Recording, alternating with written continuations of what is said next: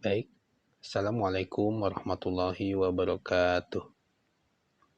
Perkenalkan, nama saya Fatih Fadlur Rahman. Saya dari Teknik Informatika dan di sini saya akan menjelaskan atau mempresentasikan mata kuliah saya, yakni organisasi komputer. Yang saya pilih dalam materinya yaitu proses input dan output. Oke? Langsung saja saya akan mempresentasikannya. Proses input dan output. Proses input dan output ini terbagi menjadi 4 jenis, 4 materi. Maksudnya ada di sini yang A ini ada pengertian sistem input dan output. Ada pula yang B, fungsi sistem input dan output. Yang C, pengertian modul input dan output. Yang D, teknik-teknik pengoperasian perangkat input dan output. Oke, ini proses input dan output. Ada materi pertama, materi kedua, materi ketiga, dan keempat.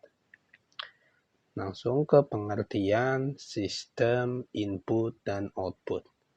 Sistem I atau O itu singkatan, juga bisa disebut sebagai sistem input dan output, yaitu adalah suatu mekanisme pengiriman data secara bertahap dan terus-menerus melalui suatu aliran data yang diproses dari perangkat input ke perangkat output. Sistem input atau output merupakan suatu sarana komunikasi antara pengguna dengan unit pemrosesan data komputer. Lanjut ke fungsi sistem input dan output. Secara sederhana, fungsi dari sistem input dan output adalah sarana komunikasi manusia dengan komputer, di mana perangkat input bertindak sebagai alat komunikasinya dan perangkat output sebagai jawaban dari apa yang kita komunikasikan. Dalam bahasa lain, fungsi sistem input atau output ini adalah mengimplementasikan algoritma input atau output pada level aplikasi. Nah, di sini ada pengertian modul input dan output. Modul input atau output adalah suatu central switch pada komputer yang mengendalikan satu atau lebih perangkat peripheral. Modul input atau output berfungsi sebagai control dan timing, CPU communication, device communication, data buffering, dan error detection. Di sini control and timing ini yaitu yang control and timing itu mengendalikan dan memberikan kecepatan terhadap terhadap input dan output tersebut. Nah, ada juga CPU communication. CPU communication ini jadi ini tuh untuk kayak menerima gitu. Kalau enggak kayak apa sih, menganalisis, mencari data atau input atau output tersebut. Ada juga di sini device communication. Di sini adalah salah satu sarana atau kayak layanan, atau bukan layanan sih, jadi kayak tepatnya tuh kayak komunikasinya di dalam input dan output tersebut. Nah, di sini juga ada data buffering. Data buffering ini jadi untuk menganalisis kecepatan. Di sini kecepatannya kan tadi ada timing dan kontrol. Jadi ketika timing ini kecepatannya lebih cepat, maka akan dianalisis apakah ini cepat atau lebih lambat gitu. Dan di sini ada juga yang terakhir yaitu error detection. Ketika inputnya ini dalam perjalanan ini error, maka terdeteksi di dalam sistem error detection. atau ketika udah hampir nih mencapai ke outputnya, ibaratkan udah 99%, akan tetapi lama ke 100% dan akhirnya tiba-tiba langsung error. Nah, ini terdeteksi supaya kita tahu itu bahwasannya error atau tidak. Di sini ada modul yaitu error detection. Nah, lanjutnya adalah teknik-teknik pengoperasian perangkat input dan output. Pada metode ini, pengendalian input dan output dilakukan oleh program.